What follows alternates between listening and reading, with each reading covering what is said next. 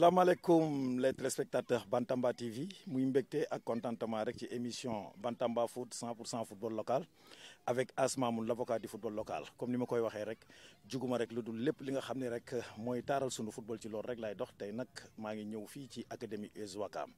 muy académie boo xam ne macha allah li ma fi gis tey xel dal na comme li Asmamoun di wax rek football moom ci base bi la mais gis nañ benn lan laa ko mën a tuddee parce que dafa am benn différence boo xam ne dañ ko doon remarqué ci les clubs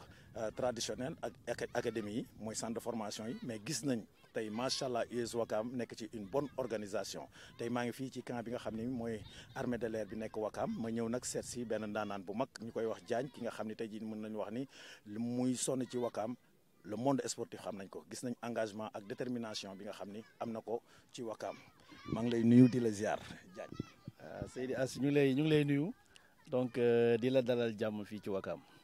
waaw jërëjëf Diagne am mbégte rek Ouakam moom su ma ko fàttalikoo rek sama xel dina sori ndax am na yu bëri yoo xam ne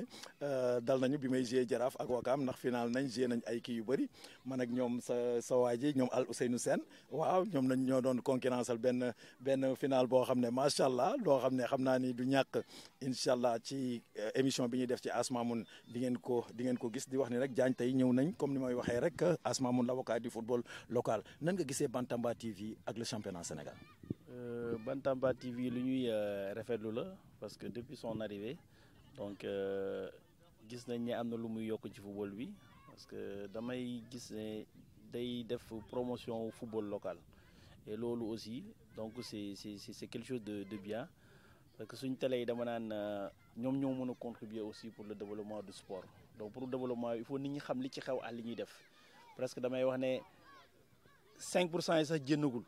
Parce que les Sénégalais ont l'habitude de critiquer dañuy kaas rek wala ñuy wax rek quoi mais malheureusement xamuñ li xew sax ci ginnaaw football bi coono bi ci gars yi di daj liggéey bii nit ñi di daj et donc ce que tu es en train de faire ñun dañ koy saluer ñun ñi nga xamante ne ñooy les acteurs du football donc di la remercier parce que di nga permettre sport bi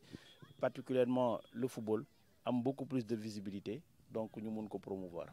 jërëjëf Diagne ñu ñëw nag ci yow ngay ndaanaan ñu gis macha allah sa liggéey ci US Ouakam mais avant ñuy dem foofu rek foofu mu ñëw ci yow.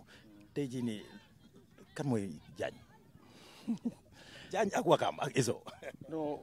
man damay wax ne US Ouakam daal bon man yàlla moo ñu nattoo ñu nekk suñu ma gën a utiliser terme boobu bàyyi faalu Ouakam parce que ku nekk damay wax ne dëkk boo fa nee da ngay xool fi nga mun a contribuer à fi nga mun a apporter quelque chose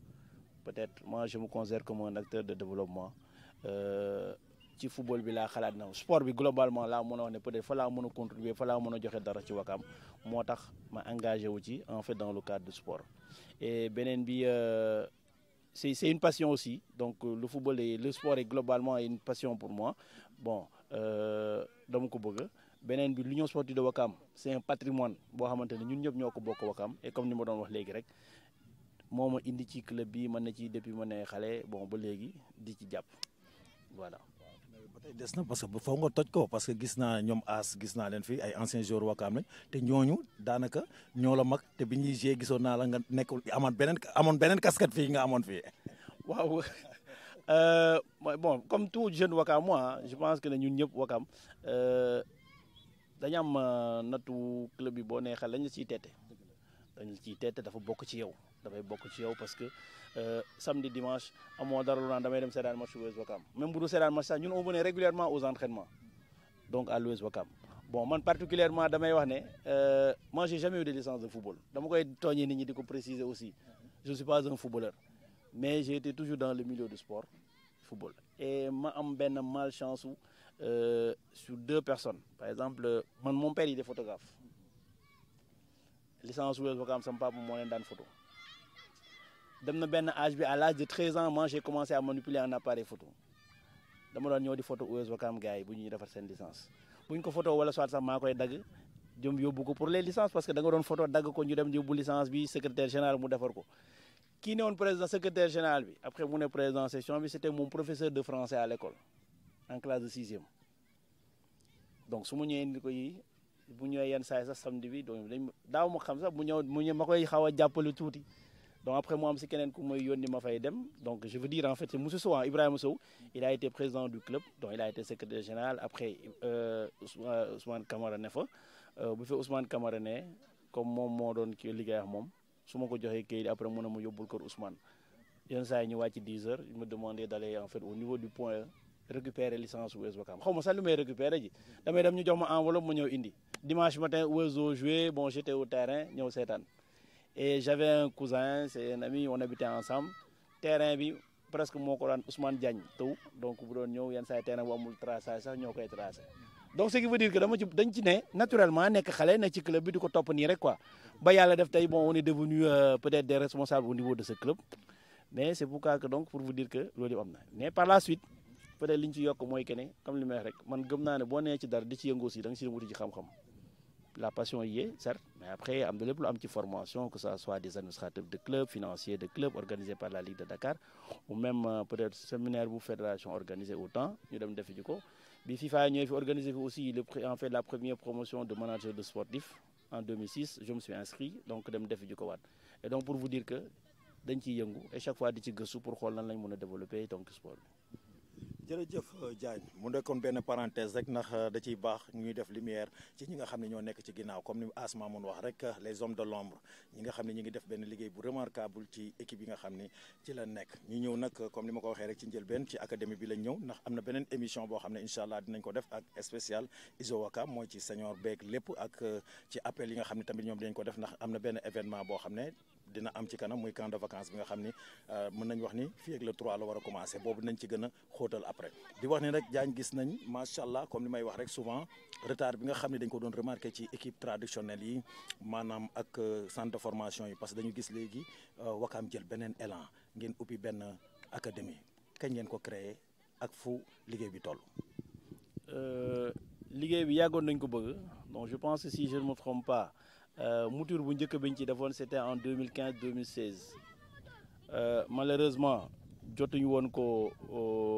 doxal mais terewuloon daan nañ nekk ci ay séances de formation des encadreurs des écoles de football wala équipe nawetaan yi ne Ouakam donc di ko def et on essaie souvent de travailler aussi avec les écoles de football qui sont à Ouakam mais c'est à partir de après 2000 donc lañ gis ne liñ ko waxee mu bañ a nekk di théorie rek ñu mettre ko en pratique. Donc, c'est là qu'on commence à recruter au niveau des écoles de football, donc des jeunes, de les encadrer. Donc, avec l'appui du maire, actuellement l'actuel maire qui était président du club, donc avec des kits scolaires, à l'ouverture des classes, nous accompagnons les élèves, nous avons des fournitures scolaires, on va parler de suivre cette séance d'entraînement. Donc, nous actuellement, ils ont presque 15 ans. Par la suite, donc en 2021, on a eu l'idée donc de faire une activité de vacances. Donc, activité de vacances, c'est l'un boole wala ci académie Ouezo Kids. Mais Ouezo Kids bi c'est une partie payante. C'est différent de l'académie bi nga xamantene c'est des tests qu'on essaie de prendre en fait les meilleurs. Donc pour récompenser les meilleurs, donc c'est généralement de 30 à 40 jeunes joueurs yo xamantene ñoy na ci académie. Mais Ouezo Kids c'est une partie payante bo xamantene donc ku bëgg sa dom yëngu ci football def dara ñun dinañ xol luñ koy accompagner. Donc lolu moko créer parce que gis nañ né comme li nga wax rek c'est un retard certes que les clubs ont connu parce que organisation le modèle sportif dafa soppeeku léegi avant les gens s'étaient beaucoup plus en fait focalisés sur des résultats club il faut mu gagner dara su gagnewul dara sax boo moytu sa président bi bu def toogee ñaari at gars yi ne noonu dafa war a jógee mais affaire bi dafa soppeeku et je dis en fait au Ouakamois que nous avons eu la chance peut-être ñun fii nit ñi xaw a stabiliser dara parce que cohésion sociale baax na. Parce que le modèle, li wax naan club traditionnel lépp loolu mooy mal bi si tu me le permets moi c'est un constat que j'ai fait peut-être sama analyse mën na bañ a jub mais club yooyu yëpp c'est des associations yi bu ñu demee par exemple avec des mandats olympiques suñu demee pour renouveler il se pourrait que en fait que même le président quitte wala soit en fait certains membres yoo xam ne ils étaient aussi importants ñu génn wàcc navire bi dem taxaw fële wala am ñeneen ñoo xam ne bëgguñ après mu indi ay bis bi moo tax club bi pour ñu stable day xaw a difficile projet bu nit mënti am bu demee rek après ñi jàllale ko à côté et les gens sont beaucoup plus omnibulés par les résultats à l'immédiat équipe première dafa war a gagner équipe première dafa war a def lii et par contre boo toppee loolu doo liggéey et ñi nga xam ne ñoo xaw a réussir peut-être en fait le modèle là en fait di former xale yi dañu am ñu nekk ci équipe première bi am ñoo xamante ne ils s'occupent uniquement de l'équipe en fait des jeunes donc loolu dina leen permettre ñu former dara parce que football bi léegi il faut nga former. Parce que pour passer à ce modèle économique, tous nos clubs, en fait, filles au Sénégal sont transfert dépendants, qu'on le veuille ou pas. On est transfert dépendant. donc soo jaayul joueur doo mun a am xaalis boo mun a utee joueur wala boo mun a former keneen donc il faut partir de la base et là je pense que ne en fait club la yéegi yeewu nañ ci ñu ngi liggéey donc pour war ko mun a def. dëgg la ñu war ko mën a def ñu ngi liggéey di ñëw nag tamit ñu remarqué fii avant ñuy gën a démarrer rek ay anciens joueurs ak ay joueurs yoo xam ne actuel ñu ngi ci seen organisation bi mën nañu wax ni ñoom sax ñoom ñooy coach yi. oui parce que depuis 4 ans comme li ma wax rek ci 4 ans et depuis 2020 2019 ans donc gis nañ ne nit ñi dañ koy fàtte à l'image de As Mamoun donc buy def émission sportive donc sportif yi war nañ leen di delloo njukkal. ñun Wakaam ce qu'on s'est dit que ne mooy comme man ni ma bokkee ci club bi keneen bokk ci li ñu leen mun a jàppale parce que la reconversion elle est importante football ñàkk ci pour club bi après gars yi xamee wuñ la gisuñ la dara wala nga ne woon dirigeant yëngu ci club bi ba dem toog après nit ñi sax amuñ dara lu ñu sagalee c'est vrai boo gañee coupe gars yi ne si 30 minutes yooyu ñëpp dinañ kontaan ne As Mamoun gagné na coupe donc diw gagné na coupe mais après da ngay dem toog sa kër mais ñun li ñu gis mooy il faut qu'on essaie de les accompagner et penser à la reconversion de nos anciens pratiquants. C'est pas uniquement dans le football, même dans le basket, c'est ce qui est en train d'être fait au niveau du club. Donc, képp koo xamante ne ancien pratiquant nga ancien footballeur particulièrement nga am aptitude yi wala nga disponible bëgg ko club bi daf lay accompagner nga dem defi ci say formation pour mën a équipe bi. Et c'est ce qui a fait actuellement boo ñëwee si Wezo Kids bi donc di nga gis ay anciens footballeurs en grande partie am nañ seen i diplôme boo xam initiateur rek ils ont fait en fait la licence bi nga xamante ne mooy licence C. Donc ñenn ñi commencé nañ war dem seen licence D ñi ko ci amul incha allah on va essayer de les accompagner donc loolu mooy li nga xamante ne ñun moo ñu war donc pour ñu war ko def et quand tu vois au niveau de la petite catégorie donc pour l'équipe des U19 nous avons Maïssa Binta Ndiaye donc accompagné de Gora Ndiaye donc ñooñu ay anciens lañ soo demee sur les U17 donc yaa ngi am Khali Gueye Benjamin Carvalho ce sont des anciens ils ont tous en fait leur diplôme accompagnés de Tafa Ndiaye donc Souleymane Gueye ak Ngouy donc ñoo fi ne pour encadrer en fait la petite catégorie et c'est une fierté pour nous aussi de les avoir donc au niveau de l'équipe première tu vois aussi en fait dans le staff des anciens footballeurs comme Pape Latir Asmali Dieng et autres qui sont là donc loolu ñun vraiment dañ ciy kontaan et képp ku ci munti ñëw aussi on va essayer de t'accompagner. dëgg la waaw loolu dañ ci gis dañu remarqué loolu dañu gis benn Wakaam boo xam ne macha allah ay doomu Wakaam da ngay gis équipe bi da ngay ñëw sentir ni ñii ay doomu Wakaam lañ ñu gis tamit beneen secret boo xam ne dama ko découvriraat maanaam mooy les présidents les anciens présidents ak le président actuel ñoom ñëpp boo xoolee tey jii nii benn lañ. waaw loolu moom laa doon wax sànq ne loolu ñun dañ ko war a gën a consolider dañ ko war a consolider je ne dirais pas uniquement à Wakam mais dans tous les grands clubs lu ñu war a mën a consolider la parce que loolu mooy tax muy am bu nit amee projet ñu mun ko àggali parce que ñun en fait le projet qu'on avait avec sous la houlette du président Alfred Bathily c'était en fait virage 2025 le président Aziz bi mu ñëwee il s'était dit qu'en fait c'était dans le cadre en fait des infrastructures donc réforme du club donc ñun dañ ñëw tegaat ci loolu rek li mu tegoon ñu xool lan lañ ko mën a àggale l'académie comme je te disais bi mu fi nekkee la mais il n'est plus là il est là parce qu'il est l'actuel maire boo leen seetloo match Wees Ouakam yëpp il vient et il parvient souvent aussi avec le conseil municipal à subventionner le club avec une forte subvention donc boo xamante ne peut-être raar na beneen club bu koy am Sénégal donc ce qui veut dire que xam na jàngoro club bi donc ce qui veut dire que loolu mooy li nga xam ne dañ ko war a consolider ci équipe yëpp anciens yi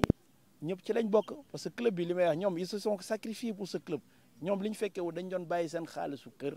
bu dem def ko ci club bi te club poche mënu ko yor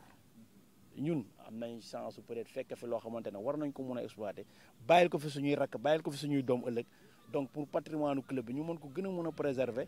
donc ñoom ñu ngi aussi on a eu la chance que on a aussi leur accompagnement parce que ñoom ñoo ñu ciy jàppale lépp lu ñu am xalaat dinañ ñu ci wax tette ñu ci xool na lañ ci war a mën a demale donc loolu vraiment c'est une fierté pour tout Wakam et ça me permet aussi de lancer un appel à tout le monde pour dire que club bi ñëpp ko bokk ñun ñoo am malchance su ne fi mais sous peu de temps dañu fiy jógee abal place bi suñuy rak et boo yooyu noonu comme de la même manière qu'on a été formé moi je vous ai parlé de Ibrahima Sow Blaise wala Aziz donc man liggéey naa ñu bëri même pas Moussa Seck Oumar Gueye Ndiaye donc pour vous dire que ñun aussi nit ñu formé ñu am fekk xam valeur u club bi war nañ ko mën a transmettre aussi ñi nga xamante ne ñoo ñu gën a nekk ndaw pour ñu mën a si ñëw jàpp et très tôt parce que affaire dama naan dirigeant kenn du ko sàq yaay bokk naa ci dama bëgg doyul kenn du ko sàq yaay xaw ma nag xam nañ li may wax mais il faut se former parce que football am na lu mu laaj sport bi si sport bi si boobu am na lu mu laaj donc je pense que je demande aux jeunes Wakamois ñu gën a jege club bi jàng tuuti nga xam ne ëllëg bu ñu ñëwee erreur yu ndaw yi du leen dal parce que waaw c'est ça parce que nous on a eu à traverser en fait des moments très difficiles mais yàlla li ñu suturaal mooy que ne tout le monde était là on est là nous sommes tous en fait du club donc loolu moo ñu dimbali ba nga xam ne à chaque fois bu ñu jaaxlee rek suñ fëggee yenn bunte yàlla dinañu suturaal. dëgg la loolu la suñu borom moom day suturaal doom jaam parce que li ma gis nii ngeen mel nekk benn maanaam xoolandoo ci benn côté suñu borom moom pour mu jàppale leen day yomb parce que suñu borom moom fu xool yi nekk benn rek fa lay wàccee xéewal kon am nañ yaakaar bu baax ci Wakaam ni day dem ci kanam léegi nag dinañ ñëw tuuti rek ci académie bi parce que gis nañ fi ay catégories yu bëri tey mën nga ñu wax ñaata catégorie ñoo fi nekk ak inscription yi tamit da ciy baax pour les téléspectateurs ñi nga xam ne tamit dañ ñuy seetaan. Oui, pour l'académie peut-être avant de venir sur l'académie peut-être faire une précision même ci boo seetloo année bii nii yaa ngi wax ne lu Wakaam def la mais suñu wareef la ñu delloo njukkal ñi nga xam ne ñooy anciens club bi. Que ça soit les anciens footballeurs et aussi les anciens dirigeants comme li ma wax sànq rek vraiment am na ñoo xam ne dañ bàyyi dara pour seen soxlu bopp def ko pour loo xam ne ñun ñëpp ñoo ko bokk ngërëm rek lañ leen amal et nous on était beaucoup plus jeunes am na ñoo xamante ne fekkee wuñu leen sax bi ñuy football je parlais tout à l'heure que xale bi ngeen jël sànq noonu quand j'ai appris qu'en fait turandoom muy maamam mooy premier licencié wu Union Sportive de Ouakam te si ñi ñoon sargal mu fi ne mais on a préféré sargal aussi ñi nga xamante ne les vivants que ça soit les anciens footballeurs ou les anciens dirigeants là vraiment je tenais à faire cette précision pour dire que vraiment ñun suñu wareef la pour ñu defalal leen ko donc concernant par rapport à ta question sur l'académie Wezo Kids bi on prend les jeunes de 5 ans à partir de 6 ans la woon sax donc 6 ans ba 15 ans mais boo seetloo sax di nga gis am nañ fi 4 ou 5 yoo xam ne ils ont moins de 5 ans mais pour inscrire on demande aux parents am na ay fiches yu ñu remplir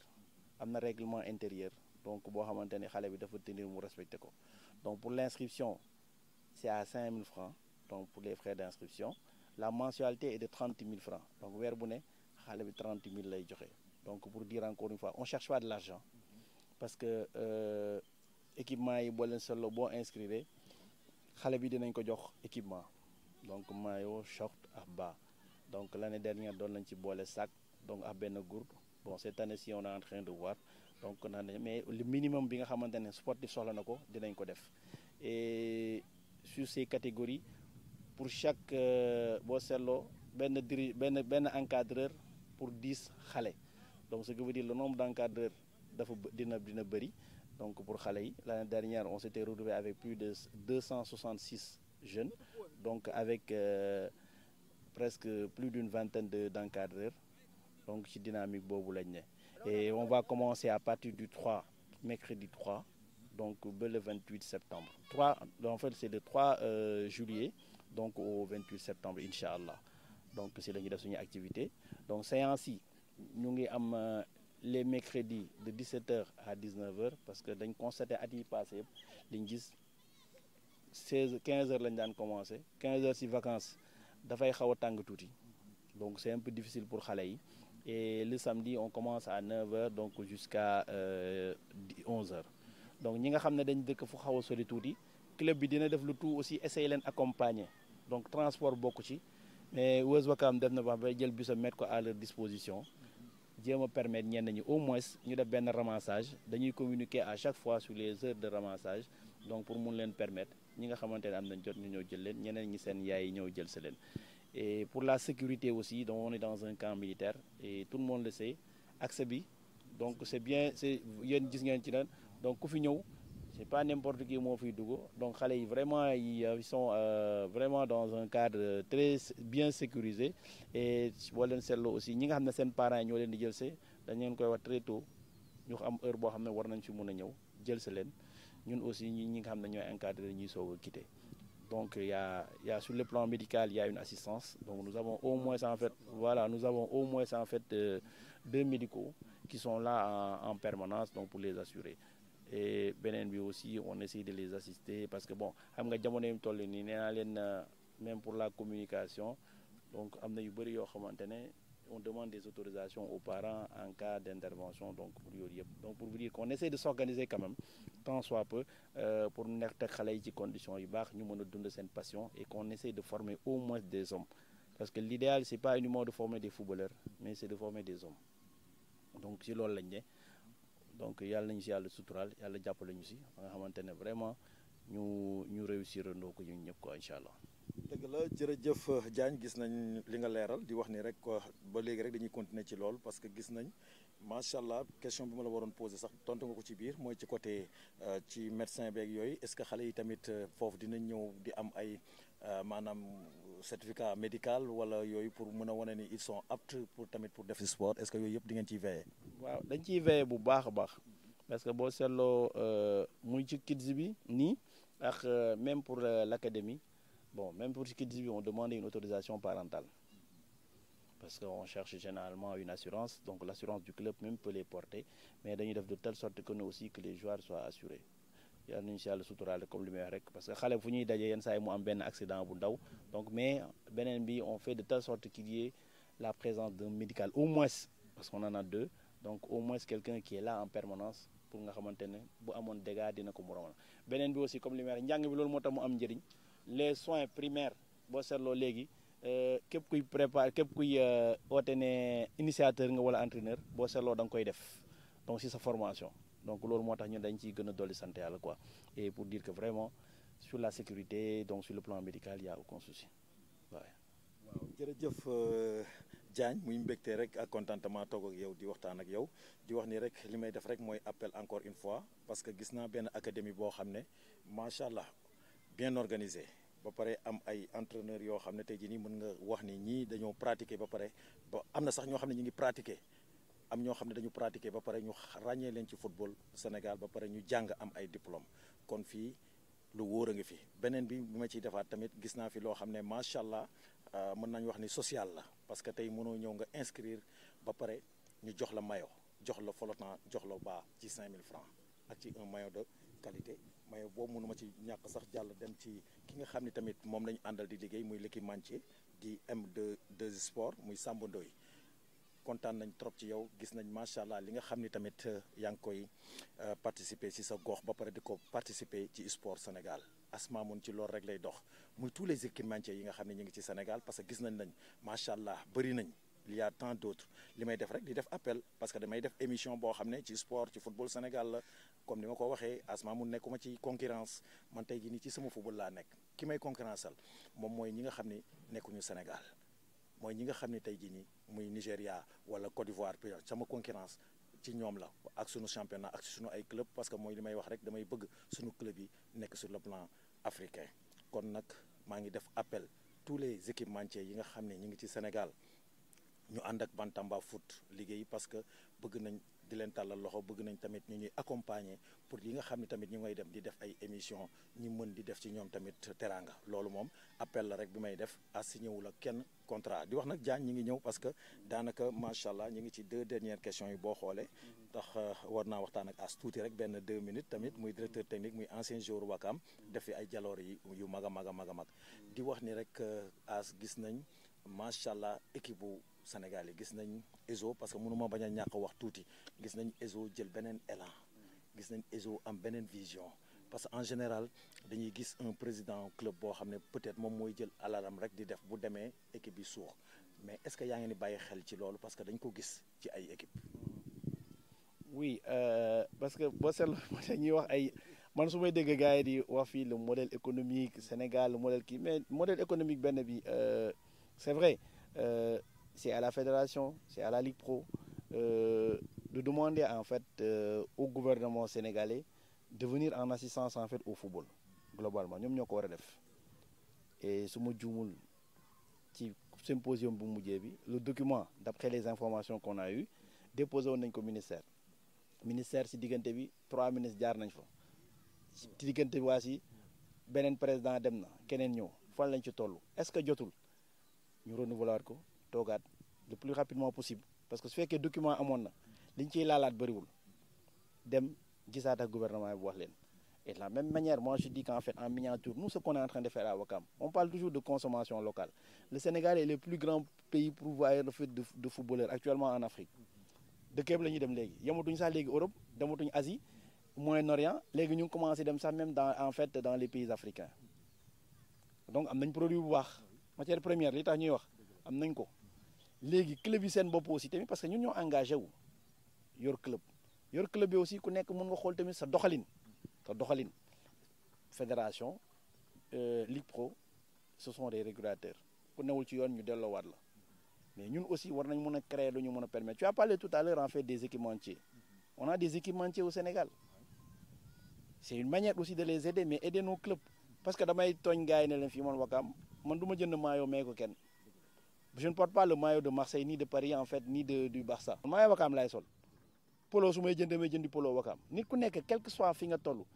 sa catégorie socio-professionnelle wala sans faire la vie sociale su fekkee da ba nga bëgg jàppale sa club foofu lay commencer parce que sport yi ciy may xaalis dafa bëri je disais tout à l'heure que nous on est transfert dépendant tous les clubs sénégalais mais am na yu ndaw yoo xam ne mën nañ ko for dans le cadre du merchandising c'est-à-dire quand tu as un bon équipementier qui te fournit des équipements di jaay mais ku ci bëgg a jàppale mën nga jëndi benn article jaraaf laa faral et pourtant da ngay xaar ne peut-être Cheikh Seck moo lay ñëw indil la maillot may la wala tu attends que en fait Pape Momar Lo mooy jënd maillot may ma wala soit je suis de Rufisque non il faut que ma dem Badou Dia mu ñëw mu may ma maillot pour ma xalaat ne je suis bien non c'est pas ça ku faral équipe da ngay jëndi maillot et tu t'identifies à ce club quand tu regardes en fait man Europa League bi loolu moo ma ci kii moo ma ne en fait euro 2024 bi damay gis ñaari équipe yoo xamante ne damay wax ne sincèrement quand tu vois les Suisses suñ ñëw ci stade bi ñëpp dañuy sol seen couleur Hollandais yi bu ñuy ñëw ñëpp orange mais qu'est-ce qui nous empêche de le faire et je dis le modèle par exemple nous à Ouakam je vous donne deux exemples deux dates yoo xamante ne peut-être c'est important et ñu mën a retenir bi ñuy football contre Walidane son dernier match de championnat en L2 la veille stade bi dafa ndaw 1300 billets la billets yi jaay nañ ko avant ñu àgg stade l'US Ouakam avait confectionné 1000 maillots 2 jours avant 1000 maillots yooyu jeex na bi ñuy football suñ dernier match bii championnat ren à Dakar contre Jaraaf bi ñu ñëwee dañuy jaay billets yi 900 tickets jaay nañ ko avant ñuy def si guddi gi balaa ñuy football ji contre Jaraaf donc pour vous dire cette année-ci aussi sur les articles de l'US Ouakam au moins amul Ouakam mois presque bu amul benn maillot Ouakam soit parce que l'équipementier nous a permis de vendre non pas uniquement en fait le maillot de compétition player mais Sosét sax da ko doon jaay donc jaay na Sosét jaay na maillot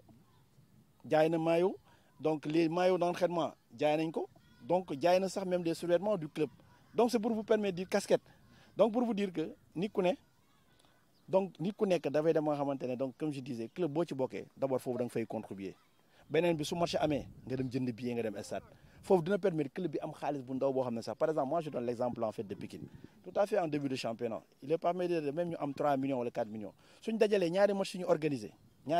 organisé ci weer bi dina leen permettre au moins mu jël charge du salaire du joueur parce que salaire club bi ça tourne aux environs de 6 à 10 millions donc soo organisé ñaari match yoo xamante ne bu ne am nga 3 millions lu mu bon jël na benn partie wu salaire des salaires yi dina permettre joueurs ñu fay leen lu baax duñ dem feneen donc sans tenir compte d'autres choses et beneen bi aussi sur le modèle économique il y a quelque chose qui est très gênant dans le football joueur yëpp am léegi agent bi il doit être un ancien footballeur wala un de ses parents le joueur il joue chez toi pendant 2 ans ou 1 an tu le payes le minimum c'est 75 000 il y a des joueurs qui ont 400 ou 700 000 francs de salaire mu war a dem nga ñëw ne ma non parce que dafa am contrat benn dëkk léegi boobu dama bëgg nga libérer ko fàtte nga ne waa ji def na ci xaalis et l'argent qu'on gagne de lui c'est ce qui nous permet de payer d'autres joueurs léegi quel est le modèle économique qu'on va mettre en place et personne n'en parle et léegi dirigeants yi ñun ñëpp ñu topp ci circuit boobu rek di daw ci ginnaaw joueurs yi moi je dis que désormais on ne parle plus avec un agent de joueur si l'agent n'a pas de licence on ne parle pas avec lui le joueur s'il veut jouer s'il a un contrat on préfère négocier directement avec les clubs quand j'ai appris qu'en fait que le Jaraaf a payé Sonacos c'est normal ñun léegi club professionnel day waaw bu nekk sous contrat tu discutes avec son club tollu nañ foofu et loolu moo ñu permettre ñu am xaalis Jaraaf bu jaayee joueur dina am xaalis bi dugg su soxlee joueur Wakaam dañoo ñu waxtaan bu ko jaree mu fay ci prix bi Teungueth ils ont vendu des joueurs ils ont besoin d'un joueur de Wakaam ok la valeur marchande du joueur approximativement on le connaît ils payent jamono ils ont besoin d'un joueur qui est sous contrat ñu ñoo ñu waxtaan c'est ça le football mais bu ñu bëgg a déroger à la règle en disant que tel modèle économique wala soit dara leneen li ndëkk c'est la formation à la base qu'on n'en veuille pas qu'on le veuille ou pas il faut que ñu commencer di tàggat xale yi ci suuf ñu mën a yéeg parce que club yi ku bëgg a am lu baax da ngay xale bi da nga ko koy jàngal mu mën a yéeg ak moom su dul loolu da nga yor xaalis bu bëri boo gisee lu baax nga dem jëndi. dëgg la waaw kontaan nañ am mbégte rek gis nañ li nga leeral lii rek lañ soxla parce que footballu Sénégal moom fi mu toll moom organisation bi dañ ko war a gën a xoolaat parce que comme li ngay wax rek boo xoolee joueurs yi ñu ngi fépp léegi partout dans le monde la ñuy wax sénégalais boo demoon ba Vietnam sax gis fa sénégalais man mii di wax rek joué naa ay Indonésie ak ay Malaisie ci zone boobu te noonu dafa amee ay sénégalais yu fay joué ba léegi gis nañ tamit li nga wax li nga leeral tamit équipe wax nga ko léegi ci ay affaire ay agent parce que joueur bu nekk ak agent am loolu lépp tamit ci organisation la laaj te loolu gëm nañ ni ak avec le temps ak ni ma gisee ni ngeen ni doxalee nii ak club yi tamit ñi ngi jóg parce que maa ngi gis macha allah maa ngi kaas nag di wax rek ci organisation bi mais gis naa club yi tamit ñi ngi def effort li ci des rek mooy appel bi ñuy def rek maanaam mooy les autorités particulièrement notre cher président de la République Diomaye Diakhar Faye muy sportif tamit ak son premier ministre Ousmane Sonko ñi nga xam ni tamit ñoom ñoo ñu yor ñooñu tamit foog ñu dugal seen loxo ci football Sénégal ndax équipe maanaam dëkk football mënul dem te état bi du ci teg loxo gis nañ ko ay exemples yu bëri yoo xam ne suñ ko fi doon wax du jeex encore une fois ñu ngi def appel ci ñoom beneen appel bi nag damay appel les présidents des clubs parce que présidents yi tamit war nañu war a mën a gën a gisee maanaam gën a mën a waxuma sax association wala ñu kii sax ñu former benn kii maanaam pour gën a mën a am rek accès maanaam seen projet parce que day metti football buñ la tegul loxo ci côté ay sponsoring ay lu bëri doo mën a dem parce que xale yi kenn mënut leen téye ndax da ngay gis ci Mauritanie bi la ñuy dem wala ñu dem gis nañ fi léegi rek ay joueurs jaraaf yoo xam ne ñu ngi koy dégg ñu ngi dem fële Rwanda te Rwanda boo koy xool ci côté football sur le plan africain y a pas photo ak moom ak Sénégal kon nag loolu nag foofu ñu bàyyi ci xel les présidents des clubs ñu xam ni sunu club yi war nañ leen gis sur le plan africain sunu coach yi ñu ngi leen di jël fépp partout en Afrique kon nag encore une fois xoolaat leen rek lan ngeen mën a liggéey rek pour mën a téye sunu joueurs yi parce que bu ñu leen téewul des fois doo am qualité ak équipe boo xam ne di nga mën a rivaliser ak équipe yi mag yi nga xam ni ñu ngi ci en Afrique parce que boo déggee seen ay projet rek wala nga dégg li ñuy dépenser ak seen capital rek da ngay tiit boo déggee équipe bu Égypte yi rek ay centaines de milliards sax ngay wax la ñuy am budget kon encore une fois ñu ngi def appel ci loolu di wax rek daanaka ñu ngi ci fin wu entretien bi ak Diagne muy ndaanaan bu mag gis nañ macha allah kàddu yi nga xam ne génne nga ko fi gis nañ vision bi gis nañ engagement bi ak détermination bi léegi ban appel ngay def la population wakamoise ak le monde sportif tamit ak les clubs traditionnels ci seen ay projet ak ci seen ay gis-gis ci football. man d'abord je vais commencer en fait par Wakam si championnat bi ñu génn di remercier ñëpp. peut-être ci turu président bi sax parce que am naa opportunité tey ma toog ci plateau mu permettre ma wax loolu di remercier ñëpp ñi nga xamante ne jàpp nañ ci encouragement yi parce que am na benn période xawoon na difficile tuuti mais on sentait vraiment en fait la solidarité Wakaam mooy yëpp jàpp nañ ci donc ba yàlla dimbali ñu si et di gën a encourager joueurs yi et les techniciens aussi yi nga xamante ne jaar nañ fi di leen remercier donc que ça soit Moustapha et son équipe et aussi El Hadj Seck bi nga xamante ne jaar na fi donc à part loolu ci Wezo Kids bi nga xamante ne fa la ñu jëm di wax parents yi nga xamante ne habituellement ñu ngi ñëw ñeneen ñi bëgg a ñëw aussi tamit que ne donc y a une équipe qui est là au terrain donc les jours d'entraînement donc ñu ngi fi pour les inscriptions et ñi nga xamante ne aussi en ligne donc wala soit sur des numéros de téléphone am na numéro si ne mën nañ leen oo donc dinañ leen yónnee les fiches d'inscription l'autorisation parentale et le règlement intérieur équipement bi xale bi aussi su disponible ñun mën a sax comme fii ñi dëkk boor Wakaam mën nañ def le tout ñu jot équipement bi donc loolu mooy li nga xam ne daal bon pour le football là aussi tu l'as dit du ma wax ne modèle comme ni ma la sànq ba léegi ñuy wax modèle économique wala modèle sportif mais le modèle sportif daal c'est simple c'est la formation ñu bañ ko ñu bëgg ko am nañ chance am léegi ay entraîneurs yoo xamante ne vraiment nit ñi formé nañ leen léegi xale yi faut moom ñu leen former formation bi aussi ñu bañ ci yàkkamti donc loolu vraiment loolu loo xam ne lu am solo la accompagnement bi aussi quand se limite pas parce que li ñuy def nii yëpp du fédération du ligue moo ñu koy defal ñun ñoo koy defal suñu bopp am suñu perspicacité et qu'on évite une chose parce que là aussi je tiens vraiment à le dire il est inadmissible inconcevable qu'on puisse retrouver en fait autant de clubs dans certaines benn yenn périmètres yu gàtt yi développé wul football. bonne organisation rek. développé wu ko donc loolu aussi tamit man vraiment ça me tient à cœur et je tenais vraiment à le dire am na loo xamante ne il faut que nit ñi mun a jàppalante pour ñu mun a avancer parce que ñu jël la crème les meilleurs l'excellence ñu mën leen récompenser il faut que ñu mën a dajale ñii man ñii fi gën ñu def la et beneen appel bi moom sax damay permettre indirectement comme je l'avais dit peut-être dinañ ci gën a waxtaan fii ñun à Ouakam avec les écoles de football ñu ngi liggéey ak ñoom gën ko mën a consolider donc vraiment loolu moo doon message bi donc lii mujjee daal as football bi ñi ci ne ñoo ko mën a doxal donc gouvernement bu ñëwee ëllëg alhamdulilah rek lay ne parce que ñenn ñi xaaruñ gouvernement bi ngeen di football ba léegi le football a toujours existé mais lii wóor ba wóor mënatul dépendre ci ay poche donc pour mën a dépendre ci poche nag nit ñi ñëw ut seeni pexe donc xool lu ñu mën a liggéeyee muy indi luy indi xaalis su fekkee loolu ut xaalis rek donc il faut nga am xaalis pour mën ko développer parce que budget équipe yooyu boo seetloo la ñaan la ay 300 millions 150 millions 60 millions yoru footballeur boo ci fayee 10 mois de salaire jeex na soo amee infrastructure pour l'entretien rek xaalis ba jeex na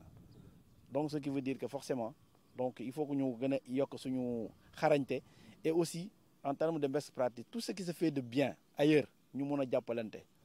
quand je trouve quelque chose de bien à Mbour au moins ñu mën a am amabilité xool nan la ñu war a mën a jàppalante ñun ñoo waa Mbour xool ñu mun ko def suñ gisee benn bu baax au Casa ñu xool ne war nañ ko mën a def ñun aussi ñu xool nan la ñuy waxtaan ñu wan ñu yoon bi ñu mun ko def mais loolu itam dafa manqué ci footballu Sénégal club bu nekk da nga toog man j'ai une fois écouté tu m'excuses parce que am na loo xamante ne on est dans une émission mais daf mel ni dañuy waxtaan rek causerie la parce que damay wax ne comme li may wax sànq njëkk commencé naa ko suñ club yëpp surtout ñi ne ci élite bi ñëpp bëgg gagner kenn bëggul wàcc pression la buy tegu si dirigeants yi toujours mais dama ne il faut dirigeants yi war a jénne seen bopp loolu seen xel war nañ gagner certes mais am na yoo xamante ne boo ko amagul teg ko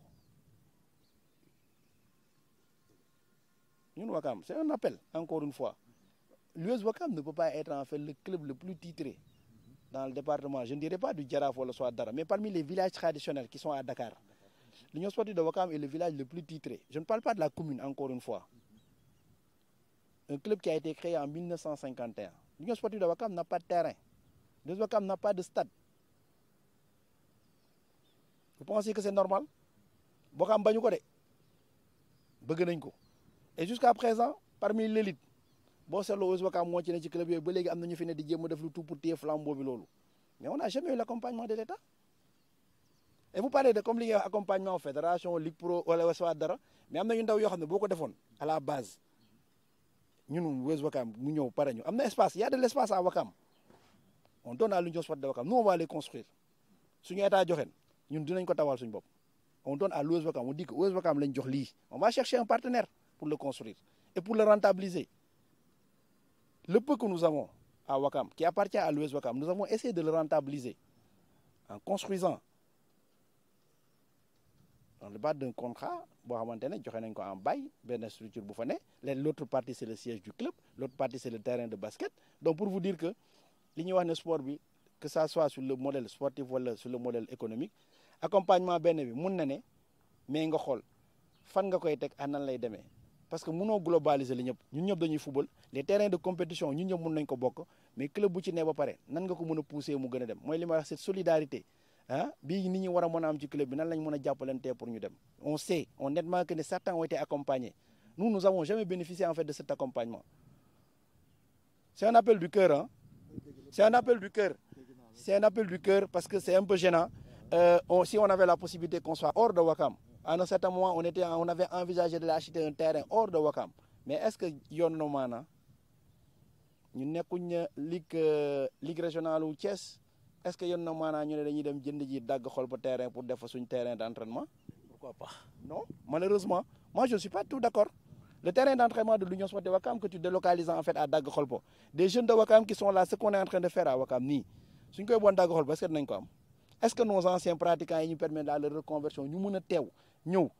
ndekki sa kër ñëw def séance d'entraînement pour 2 heures de temps pare waa dem gis sa njaboot est-ce que di nga ko mën def beneen xale bi nga xamante ne yaayam bu yeewoo xale bi yeewu suba nga sang ko jox ko mu ndekki mu ñëw si terrain bi est-ce que di nga ko mën a def foofu pour l'équipe première donc aussi c'est presque pareil en période de compétition, est-ce que tu vas délocaliser ton équipe ailleurs? Nous, on ne le fera pas. Donc, c'est pour vous dire, en fait, si quelqu'un a les possibilités et les moyens, et les documents ont été là, on a toujours demandé un accompagnement. Malheureusement, quel musuñu wuyu ci loolu. Mais dinañ débrouiller comme li may wax gars yi rek ñun moom yàlla mu ñu suturaal moom tant que ñu ngi ne dinañ ut pexe bu ñu génnee ci liñ nekk. loolu moom yàlla may nañu xel xarañte boobu noonu incha allah te yàlla na wéy. maam Cheikh dafa laalaale sunu émission parce que émission boobu beneen la woon spécial la woon parce que li ngay wax noonu maanaam ci US Ouakam mais ba tey rek mooy li ma koy wax sànq rek ci appel bi ñuy def les autorités mu ngi noonu maanaam wax nga ko léegi si say biir wax ndax foofu la ñuy séentu Ouakam mu am espace am complexe parce que club boo ko déggee dafa war a am siège am terrain d' entraînement boo xam ne minimum war na am 3 terrain d' entraînement yoo xam ne équipe am yi muy petite catégorie yi ak équipe senior bi kon nag loolu da lay wan ne rek comme amuñu espace te bu nekkee tamit am ngeen chance am espace fi fii te am ngeen un maire fii defe naa boo leen defee am na noo xam ne boo leen ci jaaree gëm naa ni loolu di ngeen ko mën a am ba am fi benn complexe fii ci biir Ouakam loolu rek lañ soxla beneen bi rek dégg naa ko mu wax ko loolu ba tey nii waruñu mën a génn Ouakam dem ci feneen ci biti mais ba léegi rek dañuy ñaan moyens yi gën a ñëw ndax loolu ñu ngi koy gis sur le plan international ndax joué naa sur le plan international bi may joué Arabie Saoudite sunu club fi mu nekk ak fi ñuy entraîné maanaam sore na comme dafa mel ni nga jógee Dakar dem ba Bargny entraîné parce que dañ lay jox benn hectare yu doy parce que dañ lay jox parce que nous sommes véhiculés parce que am nañ moyens yoo xam ne dinañ mën a facilement ñu accéder foofu dañuy ñaan nag yàlla dem ba tollu foofu état bi jox leen ay hectares feneen ba pare accompagner leen ci côté boobu laay wax parce que gis nga Arabie Saoudite bu mu bëggee ñu dégg ko ci football gis nga li ñu génnee gis nga Qatar bu mu bëggee ñu dégg ko organiser na coupe du monde kon nag suñu bët war na gën a yaatu ndax comme ni nga ko waxee Sénégal dafa bëri matière dafa bëri ay footballeur ci lépp maanaam ci domaine bu nekk Sénégal yàlla sunu borom jox na ko kon encore une fois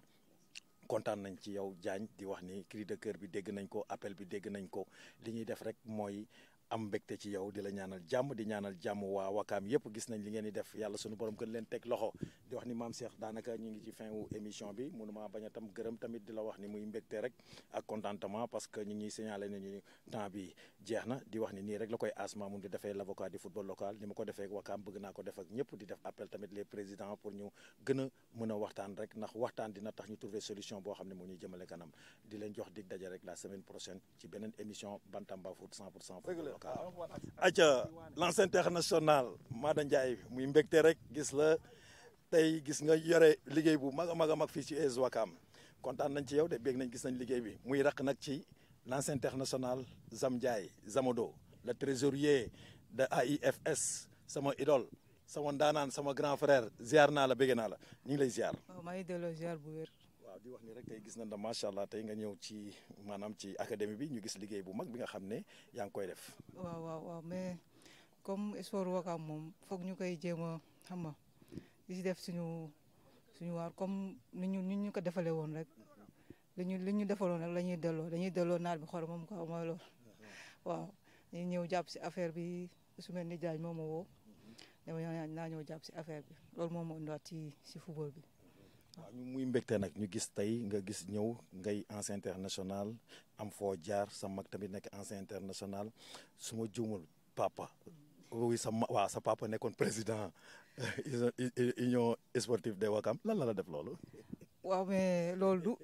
nekkul lu garaaw su ñun parce que comme c'est sport lañ juddoo du nekk benn affaire bu garaaw quoi day nekk loo xam ne boo juddoo rek day ñëw naturellement je pense que nekkul lu kii quoi. dañ ñëw fekk gars yi di def sport sun waaw dafa ñëwoon di daal naturellement waaw. mais ba du coono tamit di jàngal xale yeeg yooyu yëpp. non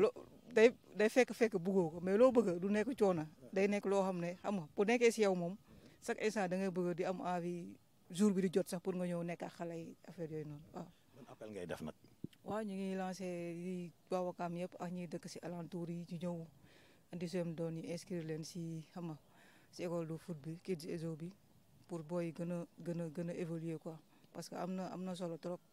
xale jàng à base 4 ans 5 ans commencé def sport bu mu mënti doon muy basket muy bu mu mënti doon daal sport bu mu mënti doon xale bi na nekk à base mu def ko pour mu mën a nekk si moom quoi waaw ñu ngi lancé quoi pour waa Ouakam yi ñëw andi seen doom yi quoi pour xam nga jëm leen dugal sport parce que loolu ñun amuñu ko woon xam nga ñun dañ dem ba nekk mag pour def sport. boo amee lii nag dañ si war a profité waaw. am vision am rigueur am engagement kii race bi amatul As ziar nan la. ñu ngi lay dolli ziar bu wér As naka mu mbaa yaa ngi am jàmm yow it moom it race bi avant centre moom amatul sonal nga ma lool mi ngi noonu quoi sant. kii sunu match boo ko doon seetaan da nga naan non non da nga naan ñii mais qu'est-ce que xanaa ñii dañu reyante wala qu'est-ce qu'il y a xanaa ñii football yamatuñu ci football mais lu ma lijjanti mu fàtt turu lu ma def saa waay ji moo ma ci gën a sonal moo ma ci gën a marqué ci défenseurs yi nga xam ne ñoo ma doon marqué ci championnat Sénégal di wax nag As mbégte la nag ñëw taxaw parce que gis na macha allah li Wakaam def nii dafa rëy maanaam rafet na trop parce que tey jii nii yaa ngi ni delloo monnaie bi le football sénégalais yaa ngi ni delloo monnaie bi sa gox tey jii nii As suñ la xamee Wakaam a tax mais gisaat nañ nga pare gis nañ la ci équipe bu mag bi gis nañ la ci académie bi gis nañ la ay directeur technique bi fii gis nañ xale yëpp ay anciens joueurs yeeg ak joueurs yi nga xam ne sax actuel ñu ngi ci biir. waaw di leen remercier rek As yow it franchement ñu ngi lay remercier bu baax donc man Wakaam rek laa xam Wakaam laa am li ma mel ni tey ñu ma ñëpp xamee tamit Wakaam moo tax ñu xam ma génnee nekk équipe nationale nekk fépp bit que joué naa fa aussi tamit c'est grâce à Wakaam di leen delloo loon jikko li rek laa mën parce que yàgg naa def naa presque 15 ans bi ma ñëwee ñoom loolu rek la ñuy def tubaab yi ma gisee ma ne pourquoi pas man du ma ñëw suma village Wakaam booy yi ma jàppaleen parce que man bi ma si toll ñoom dañ ma doon jàppale dama gisoon ñu ma jàppale ñoom Mansour Wade ñu koy ñaanal yàlla na ko fu mu tëdd yàlla na ko yàlla xaare àjjana Mansour Wade def la lu bëri si man entraîné ma lu bëri moom ma ko jàngal si moom laa ko jàng donc pourquoi pas man mënu ma ko defal xale yi donc am naa temps bi donc ma ñëw bi ma ñëwee ma waxtaan c'est président Diagne donc ça fait depuis c'était en 2020 si je ne me trompe pas waaw ñu waxtaan ma ne ko ok man maa ngi dellu mu ne ma non dinañ def test yi affaire yooyu quoi donc bi ma ñëwaatee 2021 ma gis ne rien dara doxul ma def leen nii nag précis léegi xool ñu def test rapidement on a pris quelques gosses muy académie bi ma jël leen di leen gérer ma Benjamin Carvalho ñoo nekkoon fii di leen entraîner tous les jours 4 fois dans la semaine donc après si la retourné bi ma retourné tamit affaire bi continuer bon après benn suite mu taxaw parce que problème terrain la ñu am aussi ñun dañu am problème terrain Wakaam warul ñàkk terrain xam nga ak li fi am yëpp Wakaam warul ñàkk terrain ñu ne problème terrain dañuy fay dafa cher donc ma ñëwaat indi kids bi ma dañuy wax kids ma ne ok activité vacances yi mooy bii ñu nekk nii di waaj a commencé incha allah le 3 bi donc ñu def ko muy bi mooy 3e édition première édition bi doxoon na macha allah mais daaw aussi macha allah y avait plus de 200 gosses yi j'avais 13 coachs yi maa leen di sélectionné anciens joueurs Wakaam yi lay jël aussi ñi nga xamante ne au moins waaw am nañ vécu fii football nañu xam nañ donc waaw jàng nañ ko am na ñoo xam ne ils ont leur diplôme donc ñu ñëw ñooy entraîné booy yi activité bi nekk c'est très important dina tax booy bi pendant vacances yi mu am occupation bu ñëwee fi di entraîner di football gis si bokkam booy yëpp football rek lañ bëgg ñu si aux parents yëpp nag ku si kii na nga indi sa doom dañ leen di éduquer éducation bi day jaar yoon et puis jàngal leen football c'est ça il y a que des grands joueurs yi fii ñoo fi nekk y a par la tir pour les gardiens Pape Latir Ndiaye ñëpp xam nañ ko ancien international moom mooy gérer booy yi aussi si le côté gawul donc noonu la daal affaire bi loolu lañ ci kii te yàlla nañ si dolli si tur rek mu ngi dem ndànk-ndànk xam nga yàlla baax na quoi dina baax incha allah talent mën na si génnee tamit ëllëg on sait jamais donc mu ngi noonu daal di la remercier bu baax As tamit yow li ngay def nii am na solo lool si football Sénégal waaw di remercier bu baax quoi jërëjëf merci beaucoup